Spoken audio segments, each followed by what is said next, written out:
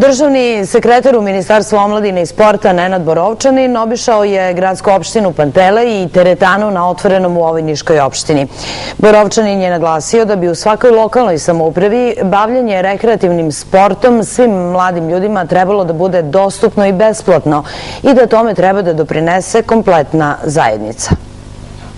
Nakon radnog sastanka sa rukovodstvom Niške opštine Pantelej, državni sekretar u Ministarstvu omladine i sporta Nenad Borovčanin posetio je teretanu na otvorenom u ovoj opštini. On je rekao da bi ovakvi tereni trebalo da budu dostupni svima, a naročito deci i mladima u Srbiji, kako bi bili zdravi i pravilno se razvijali.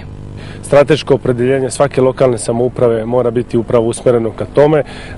Civilno društvo, javni sektor i privatni sektor se moraju udružiti jer je ovo stvar od opšteg interesa. Pored onih finansijskih sredstava koje je država Srbija, ali i lokalne samouprave u prilici da izdvoje, ja apelujem i na javna preduzeća, apelujem i na privatni sektor i kompanije, ali i na one firme koje posluju i rade sa gradom, koje se finansiraju od budžeta Srbije, koji su izvođači raznoraznih radova, bilo da je u pitanju asfaltiranje, bilo da je u pitanju održavanje ili nešto drugo, da jedan određen procenat upravo izdvajaju za ovakve projekte, jer će biti od značaja ne samo za opštine, već i upravo za decu koja tu žive, a tu su, verujem, i njihova deca. Ovo kako se razvija,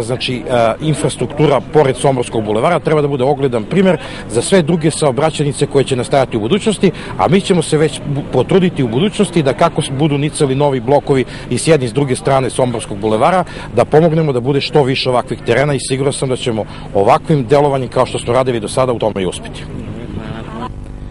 U opštini Pantelej najavljeno je da će otvaranje ovakve vrste teretana na otvorenom podržati i nadalje, naročito u narednom periodu, kada će sunčani dani privući sve veći broj dece i mladih da se bave rekreacijom i sportom.